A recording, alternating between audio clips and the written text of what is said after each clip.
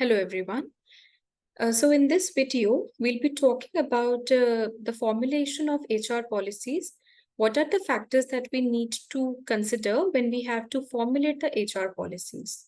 So the first one is the organizational and HR philosophy. Because if I am an HR of the company and I am trying to design different policies, I should always keep in mind the philosophy of my organization. I cannot have my independent ideas or my way of working. Maybe I am just relying on my own experiences. That will not be really helpful. So it's better that when we are designing the HR policies, we keep the philosophy of the organization into consideration. Yes, we can have our own ideas, but we should always remember that this policy is for the employees of the company and ultimately it has to benefit both of the employees and the companies together. Then we have external factors because we know that in one company, there are multiple factors from outside that are associated. There are business vendors, the clients, customers, different MNCs with whom one company is associated with, or there can be some partnering companies, outsourcing companies. So all those external factors, even they need to be kept into consideration. There are internal factors too that are within the company that can cover the employees, their benefits, the salary, their work structure, the job roles, different departments, and different designations. All this will comprise of the internal factors. Then we have policy alternatives because sometimes it is necessary for us to plan for the alternatives or different choices that should be available. So, according to that, as per the alternatives, the policy is to be chosen. And we can choose only that kind of policy which is important for the employee benefits and which ultimately can contribute towards achieving the goals of the company. And it has to be aligned with the mission and vision of the company. This is how the policy has to be chosen. Once we have formulated the policy, we now need to check the plan in action, how the employees are able to implement it, whether they are able to operate as per what is mentioned in the policy, or is there something which is really different from what is stated in the policy. So, like that, this kind of action, this kind of implementation has to be checked. Then we need to go for the review because unless and until we review, we check what is already done, we can never figure out the mistakes if there are any. So we need to check if there are some loopholes or the employees are not on the same page as to what is mentioned in the policy. So there has to be a constant review for that. So these are the 7 factors that we have considered while we are formulating the HR policy. But these HR policies also can have certain limitations. Everything is not perfect. Yes, we know that. But what are the limitations? What are the challenges for policies? We can discuss about it and probably we can even think of solutions. So these policies are repeatedly used plans and they sometimes can bring rigidity in the operations and they leave no room for the initiative by the subordinates because they are already planned and fixed in nature. So what we can do here, if feasible and as per the scope we have, we should always encourage the employees to participate in terms of giving suggestions. What is it that we can best do? If there are some changes, how well can we incorporate them? And if some policy is not liked by the employees, how can we change it? At least we can give them the space to give their suggestions. Yes, whatever is there in the scope and whatever is feasible, that only will be implemented. But if there are suggestions welcomed from the employees, it might give us great ideas.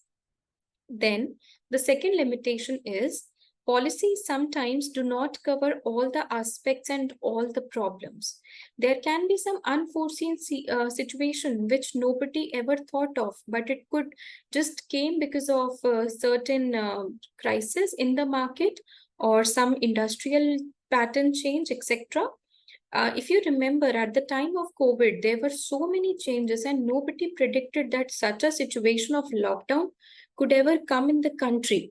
Everybody was locked down. We had to rely to the digital platform. Somewhere it was not even possible. So, such unforeseen situations, when they come up, certain things are not really planned in the HR policy. Even nobody has a control over it. Then the third limitation is the policies are no substitute for human judgment. Policies, they only delimit the areas within which decisions are to be made. So we do not have a court-like structure here where there is a judge and he's making decisions as per the evidence provided by the lawyers. It is actually a written document, which we can just say, and it is only related with the decisions, the actions which we talk about. So anything which has to do with human judgment is not a part of HR policy. The policies may not even be everlasting because there are changes every time in the external conditions, the internal conditions of the company, as we discussed about COVID, the state of lockdown, or sometimes we do have the stages of inflation and deflation in the country, which ultimately affects the economy. So organizations have to change their policies time to time, and they need to consider what is the requirement within the industry, even outside the country, etc. So like this, HR policies do have their own set of limitations. So when we design the HR policies, we can consider these factors, and I'm sure it will be beneficial for us. First is the health, safety, and security of employees primarily. And yes, it has eventually to benefit the company in terms of its long-term goals, in terms of its vision and mission. If employees do not feel safe and secure at their work, they might end up losing their job. They might not want to continue further. So it's better that to whatever extent it is possible for us as HRs, and when we have this right to design the policy, we can keep all these points into consideration. Then we need to talk about the use of technology because, as we know, we are in the world of technological advancement. Every time the technology is changing and there are emerging trends available, so we need to keep in mind as how we can best use the given technology. How are the softwares available? Do we have people who are able to use this technology, or if there is some training required, can we really provide them? Then we need to also check the conduct of employees, which has to do with the behavior, and it has to deal with the discipline of employees.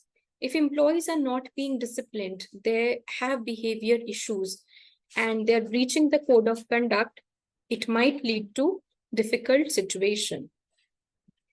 Then we do have the points on recruitment, selection, and termination. So it all has to deal with the employee engagement part. As we have the steps, we know how to recruit the employees, what is the kind of selection, and if there is an exit formality for them, how the steps are to be aligned for that. So these are the points that we need to consider very carefully, deeply, when we have to create the HR policies. So I'm sure all of these points are very clear to you. So we need to ask these questions when we have to design the new policy. And once we are able to get the answers, probably it will be a nice step for us to design the policies in the proper way and what is expected out of us.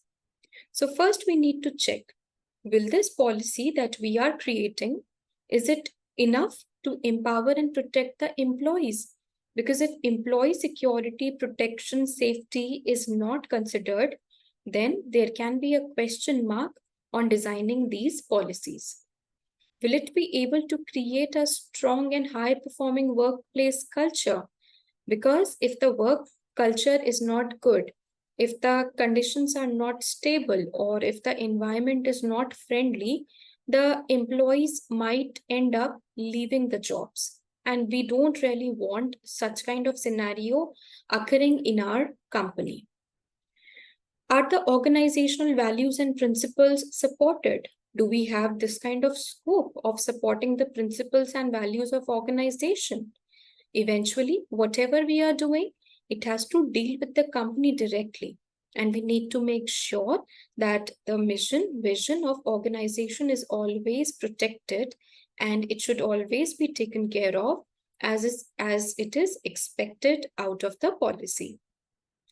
We also need to check how does this policy can help us to create a successful and cohesive team, because we cannot work individually every time. There has to be a team, and we need to understand the meaning of good team work.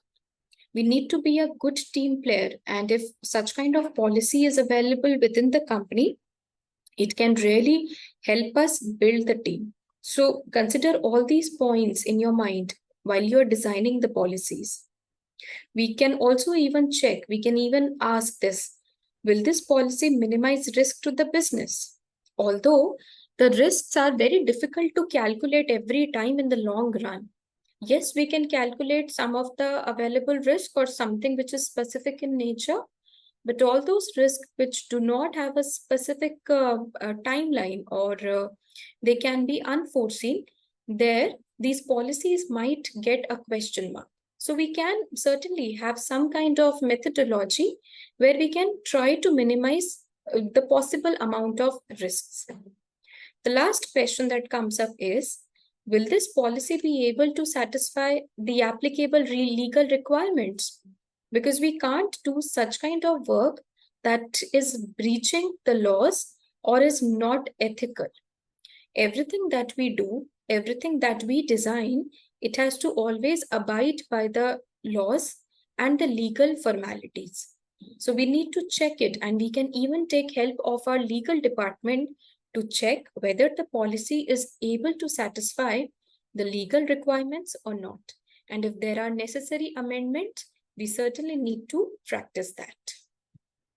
So this is how we have tried to discuss some of the points related to HR policies, and I'm sure you were able to understand it. We'll keep on learning together just like this, and you may please keep on revising, keep on preparing your notes. The next time when we meet, we'll have a lot more things for you. Thank you and good day.